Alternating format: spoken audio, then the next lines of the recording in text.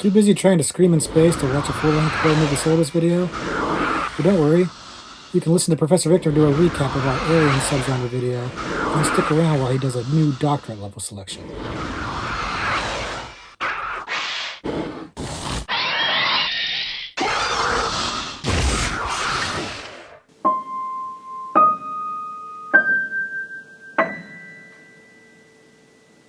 Hello everybody, and welcome back to the Horror Movie Syllabus. My name is Professor Victor, and I'll be your host as we go through all of the essential, noteworthy, interesting, and notorious modern horror films.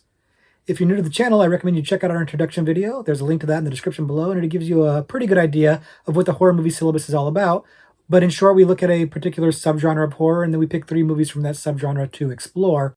Today, what we're doing is a recap of one of those subgenres, specifically the Alien subgenre, to kind of go over what we talked about in that video, what movies we picked. In case people haven't seen that video before, we're doing like a little bit of a recap for it. And then I'm going to do a 4th doctorate level selection for that subgenre, a little bit more of a deeper cut Alien video. For those of you who did see the video, I'm adding another movie to the syllabus. Now, in that Alien subgenre video, we did talk a bit about the scope of what we were talking about with alien movies, because they tend to be science fiction movies. And when you're talking about alien horror movies, you're talking about movies that focus on the xenophobia. We talked about this a bit, how the psychological idea of the others, or the unknown, the strange foreign thing coming in that we are not comprehending or not understanding, being a part of the source for the fear. Meanwhile, the aliens that are in the movies are basically malevolent, ill-meaning beings. They're not ET. They're not here to make friends. They're not here to give us warp drive and advance our society. They're here to hurt us. That is by and large what we get when we look at aliens and horror, and we talked a lot about that in the video. The 3 movies that we discussed in the video definitely were reflective of this. They definitely showed us malevolent, dangerous aliens and mankind having to fight for survival against a rather dangerous and unknown and uncomprehended threat. So why don't we go ahead and get into the recap of those movies right now. The first movie that we looked at in the video was Signs. And we talked a lot about M. Night Shyamalan, the director, because I am a Shyamalan apologist. I do like him, and this is one of his better movies. But we talked about where his skills were on display here in terms of building up tension and weaving in certain themes of faith and loss, and really working into the storyline and drawing out really excellent performances out of his actors, not only just from the really powerhouse actors of Mel Gibson and Joaquin Phoenix, but also the children actors, most notably Abigail Breslin. We talked about how all of these elements came together to make a really excellent, what is essentially a B movie. It's an alien invasion movie from a very human level, with a lot of interesting pathos and drama subplot into it, but still making sure to leave it spooky, to leave it scary, to leave it tense, and to really get the audience, kind of on the edge of their seats, but also delivering the drama. It's a really nice blend, one of Shyamalan's best works, one of the best examples of his directing prowess, and it's definitely one that if you haven't seen, you should absolutely check it out. The next movie that we discussed was Invasion of the Body Snatchers, and we were talking about the 1970s version, not the 1950s version, but we did talk a lot about the 1954 book, The Body Snatchers, and how it's been adapted multiple times, most notably in the 1950s and in the 1970s. And the 1950s one is excellent, but the 1970s one is the one that was in scope, and we talked about the differences between the two and how in the 1950s we had kind of the communism allegory from the Body Snatchers story, and then in the 70s it was more about the assimilation of the hippies into the regular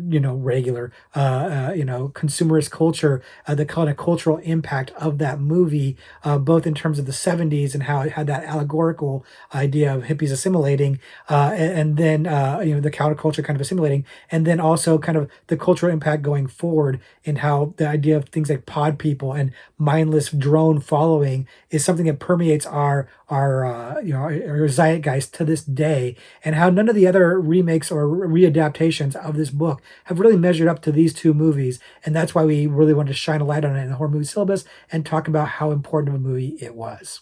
And of course, the last movie that we talked about was the movie Alien. And how could you not talk about Alien when you talk about alien horror movies? Because it is the best alien horror movie. It's essentially a movie masterpiece. And we talked about director Ridley Scott making a movie that was essentially flawless, from the casting to the design to the pacing to the mood. Everything about this movie works A+ level. But a big part of what is owed to this movie's being so successful is H.R. Giger, the designer of the alien ship, the alien creature, and that xenomorph design of his became essentially the template, the most influential alien in cinema, because everything after that kind of looks like some sort of variation on Giger's design. All the aliens we see in modern scary horror movies are kind of like the xenomorph from Alien. And so all horror movies from about aliens kind of owe a debt of gratitude to this flawless movie and these flawless designs. And of course, we spent some time talking about Sigourney Weaver, because the character Ellen Ripley is a cultural feminist icon. It is one of the greatest final girls of all time. Definitely a character that both men and women can look up to and adore. So there's a lot going on in Alien. It's a must-see for your horror education, and you absolutely should check it out if you haven't seen it already. So those were the movies we talked about in the Aliens video. Now we're going to go ahead and get into our doctorate level selection. Our doctorate level selection for the Aliens subgenre is Bad Taste. Bad Taste came out in 1987 and is the feature film debut of acclaimed director Peter Jackson from New Zealand. And it is an absolute trip of a movie for a number of reasons, not the least of which is the ingenuity of it on a very limited budget, the quaintness of it, some of the flaws with it, and basically just the do-it-yourself can-do attitude of an aspiring filmmaker who eventually would wind up being a really, really, really big deal. But we're going to get into all that in more detail in just a minute. First, if you haven't seen it before, the plot of the movie is pretty simple. It's basically a few government employees going to investigate why the townspeople of a very small town in New Zealand have all disappeared, only to uncover an alien plot where these people are being harvested for an intergalactic fast food chain, essentially. They're being made into Happy Meals, if you will. And these government employees, they are, a kind of a task force, and they decide to try to eliminate the alien threat. And of course, hijinks abound, as they tend to do in movies like this. But I won't spoil the movie any more than that, although the movie's plot, again, is very thin. It's not really a very deep movie. The plot is not very intricate. It's not very original, and that's not the point. The movie is really meant to be a fun ride, and on that, I think it's very, very successful. Peter Jackson and his buddies got together and made this movie over the course of like 4 years, filming it kind of money out of pocket. And I think the whole thing wound up costing less than 25 grand total, which is noteworthy because that amount of money, even in 1987, is very, very small to make a feature film. And I'll be honest, the movie shows its budget here. There is a lot of flaws with this movie in terms of technical stuff. Like basically all the dialogue is like ADR'd because the sound probably wasn't great when they were filming it, and the lighting is not always super great. But you don't care about that. You don't care about the minor technical issues, and they are minor. Most of the technical stuff actually works out very well, but we'll get into that in a second. But the technical issues, the script flaws, the poor acting, none of this matters because of the ingenuity of the movie. The movie really is a great example of what somebody can do with a lot of hard work and a little bit of talent and a lot of perseverance. This movie is really fun, in large part because of the practical effects, the gore effects that are in here. Apparently inspired by Tom Savini, but they couldn't afford to pay Tom Savini. They came up with their own ways of doing really gory, like decapitations and head explosions and like brains oozing out and stuff like that, that don't look particularly realistic, but they look fantastic as like homemade special effects, gore effects. They look absolutely fantastic. They're gross and they're hilarious. And that's important because the whole tone of this movie is not serious. And that's why you can let a lot of these issues with it slide, because the movie's just there to have a good time. It's supposed to be funny. You're supposed to be laughing at it, and you are, but you're laughing with it really more more than at it. You're not really mocking the movie so much as you're just having a good time and marveling at the, like they said, the ingenuity and the inventiveness of these filmmakers. Peter Jackson is doing things here that wouldn't necessarily make you think he would come up with Lord of the Rings decades later, but it really does show off the talent he has, the cleverness that he has. The camera work here is actually really good for the most part. Like I said, the lighting may not be great. They don't have the budget to have all the good equipment that they would need to do things to make it look nice and slick and cool, but you can see the talent. You can see the shot composition. You can see the pacing. The pacing is really good in this movie. This movie starts fast and doesn't let up. The movie is doing a really good job of keeping you entertained and using every resource that it has, which is not much, to its full potential. Jackson and his friends are playing they're playing roles in the movie. They're playing sometimes multiple roles. Peter Jackson plays both one of the aliens and one of the government employee heroes. And at one point, he actually fights himself on a cliff, which is done rather well. Again, no real special effects other than what they can do in camera here, and it looks great. It's a really cool fight, and it's really a fun to see him pull these things off, these camera tricks off. It's really fun to see them do it. Now, again, the acting on this, not super great. And of course, the ADR makes it kind of seem a little odd. The performances don't completely shine through. But again, budget limitations, they're getting past that, and you'll look past that because of the fun that the movie's having, the fun with the special effects. If you like gore, this is going to be a movie you're going to really enjoy. It's not quite as good on the gore tip as Brain did, but it's still pretty bloody and gory. You got a guy shoving brains back into his own head. Sometimes they're not even his own. Pretty gross. Again, not brain dead gross, which Peter Jackson would do later, but it's really him reveling in that gore that he admittedly has kind of gone away from as he's matured as a filmmaker, which is a little bit of a bummer.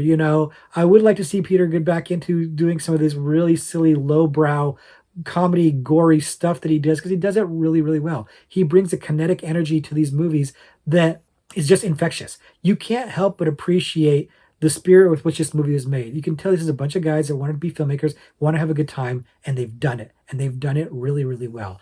And it's a cult favorite for a reason. People gravitate towards that.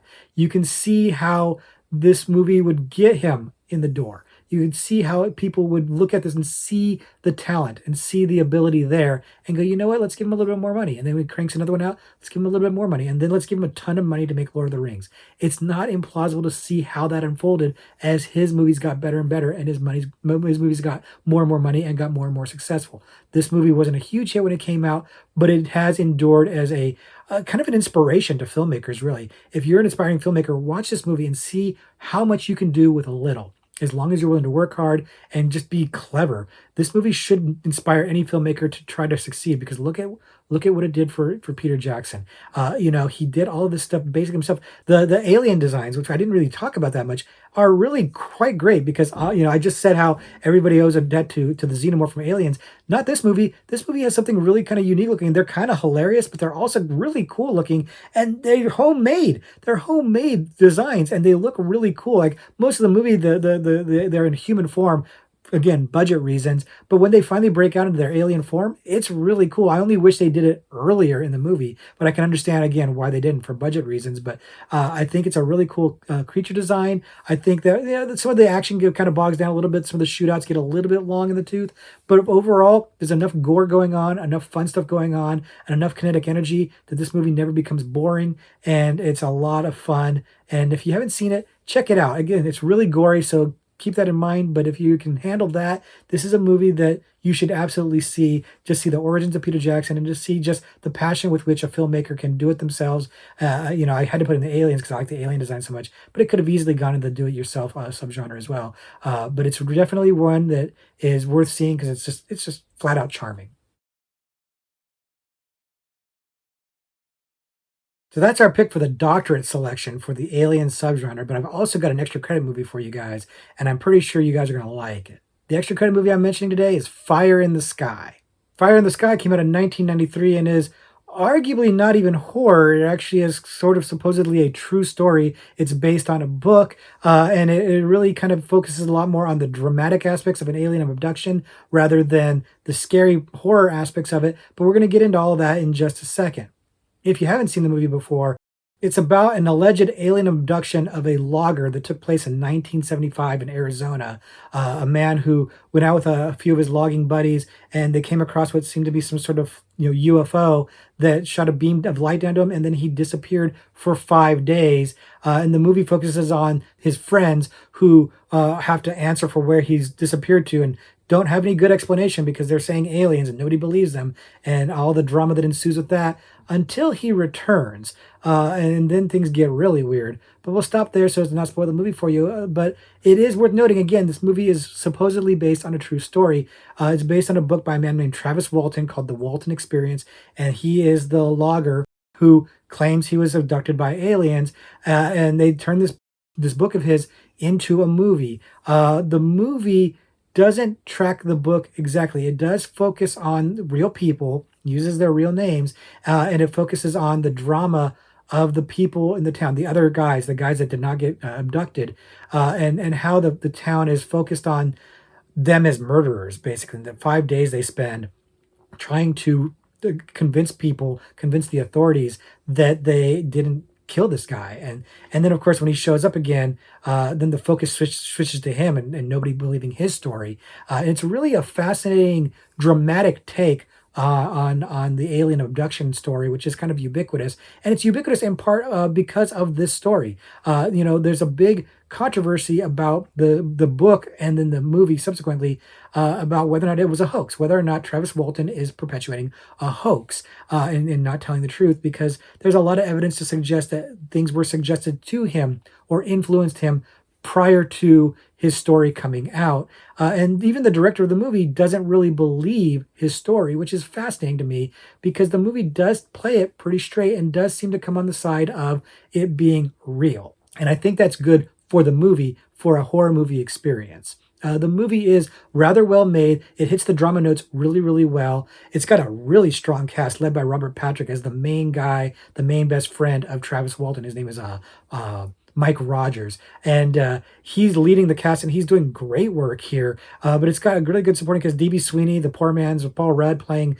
Travis Walton. It's got Peter Berg, Craig Sheffer, James Garner, Henry Thomas, recognizable faces, and everybody's doing really good work here. And it's doing a good job of focusing on how people would react to a story like this when a loved one or a member of the community they like or appreciate disappears, without any better explanation.